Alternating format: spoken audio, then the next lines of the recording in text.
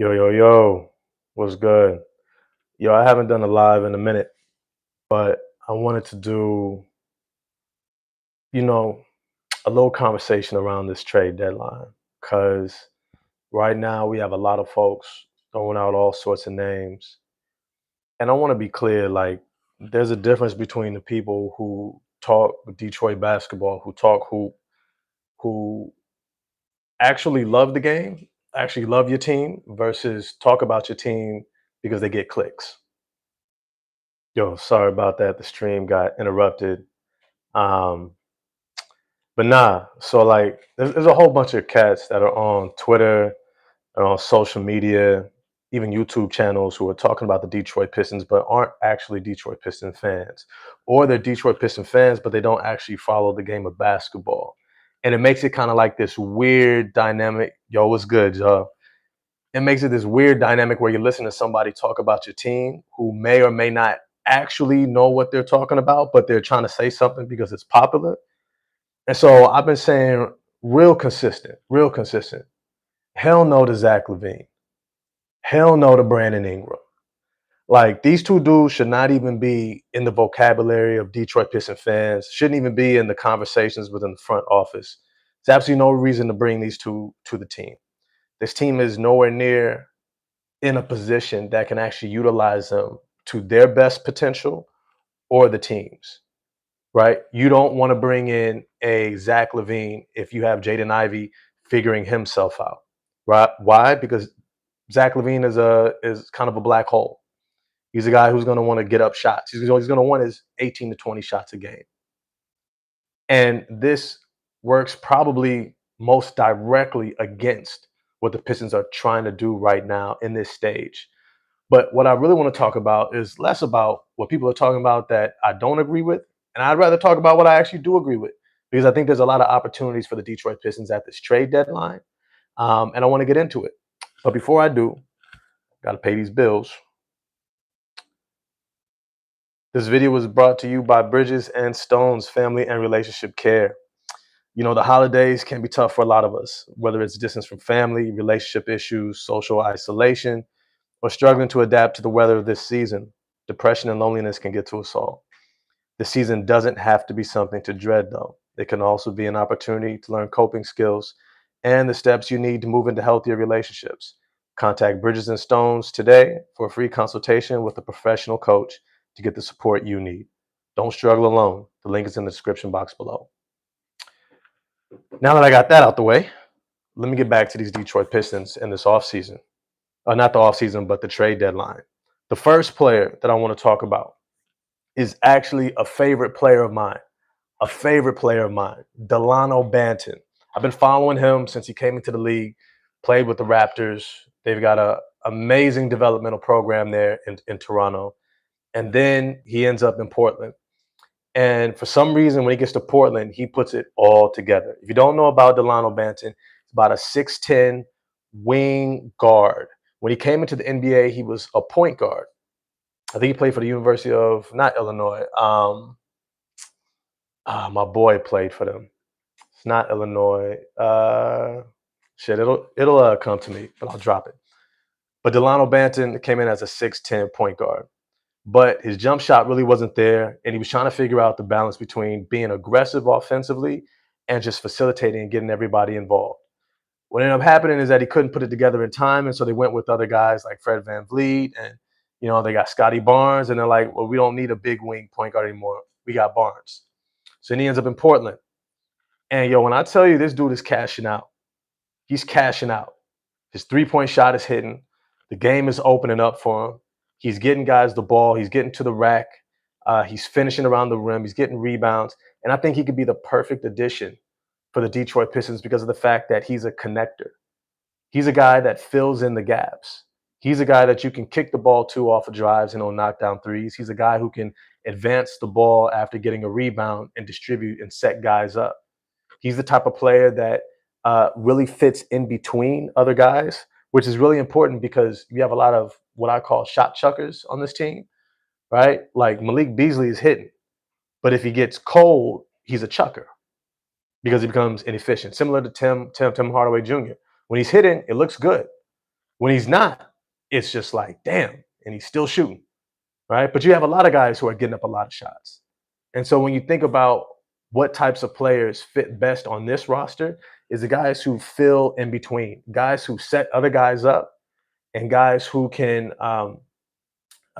be that outlet for when guys are driving to the basket or trying to get shots up. So the first guy I actually want the Detroit Pistons to check out is Dalano Banton. The second dude I want them to check out is actually on the same team. And there's kind of a theme to this right now. There's a certain position in an area of need around that forward, power forward, center position. Second dude I want y'all to check out is Jabari Walker. Jabari Walker for the Portland Trailblazers. Yo, he's the type of big man, hustle big man that the Detroit Pistons fans are going to fall in love with. Like, facts. You're going to fall in love with him because all he does is dirty work. That's it. That's it. Jabari Walker, about 6'9", got about a 7'1", 7'2" wingspan. He's kind of like Isaiah Stewart, not as stocky and strong, more of a power forward than a center, but he's going to get in there. He's going to bang with the bigs. He's going to get on the boards. He's going to finish around the rim. He's going to make the right reads and the right passes. And he even has a little bit of skill to, facilitate a little bit and do some playmaking, with his passing, and drive to the basket when necessary. He's a physical presence. And I think the Detroit Pistons could really use that type of physical forward on this team, especially when you look at after Tobias Harris, who's not the most physical player. He's able to get your rebounds, but he's not the most physical guy. But behind him, when you bring in Simone Fontecchio, you get real light in the pants, right? That's if you don't know that saying, it's to say that you're not that physical, you're not that strong, you're not necessarily pushing guys around, you're not necessarily throwing your weight around, because Simone Fontecchio is not that kind of dude. He's a shooter. He's gonna hustle. He's gonna play hard, right? Tim Hardaway Jr., Malik Beasley, these guys are hustle guys. These guys are gonna play hard, but they're not physical. They're not guys who impose their will on the other team.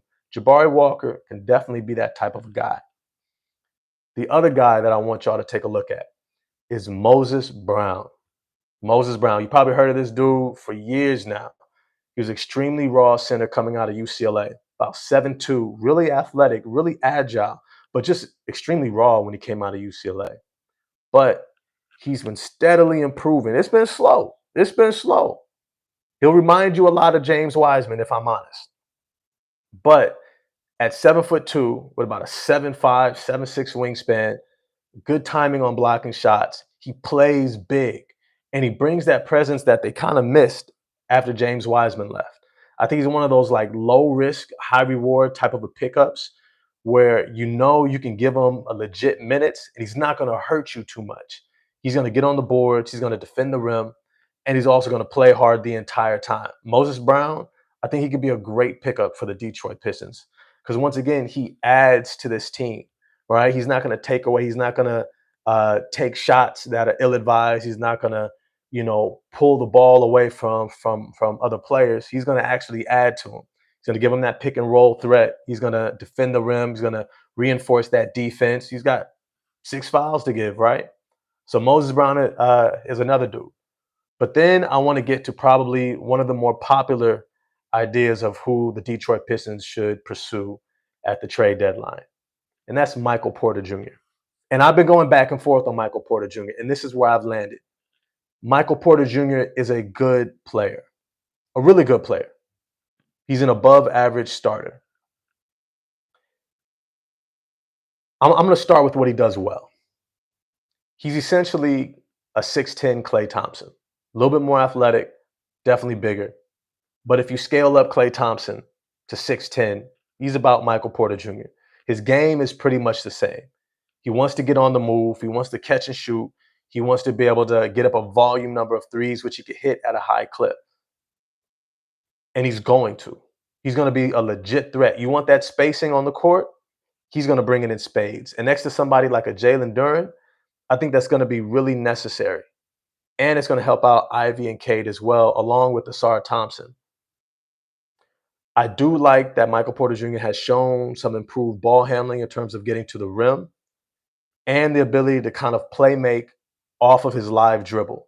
He's finding guys and making good reads. On defense, he's actually putting in better effort. He'll get in for a weak side block. He definitely tries to rebound a little bit better, and he can get out in transition. I think Michael Porter Jr. is a really good player. He's like a little bit more expensive Cam Johnson. Not too bad. He's a bigger Cam Johnson, 6'10" instead of 6'8", but he's about that style of player and definitely a little bit more expensive. But here's the downside. He does nothing for your culture. He's not a leader.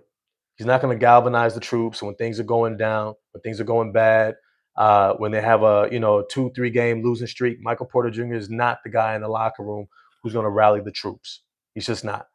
He's not necessarily a defensive hustle player, so he doesn't quite actually follow into JB's like outlook for this team and the culture that he's creating, which I would have to say is a big risk, because if you bring in a Michael Porter Jr., who's going to be the second highest paid player, and then you say, hey, I need you to adopt this culture. And he's like, I didn't play like that when I was in Denver winning a championship. Why would I play like that for a rebuilding team? These are the things that you have to consider. He's not going to say it outright, but if you have a 3-game losing streak and JB comes to him and says, hey, I need you to get on the floor and dive for loose balls, Michael Porter Jr. might look back at him like, I'm okay. Have somebody else do that. Now, I do think that it can work if you have an Asar Thompson next to Michael Porter Jr. I think that can work out nicely. But it's to say he doesn't necessarily bring you some of the culture things that you might be looking for. And I already mentioned defensively. Look, he's not stopping anybody.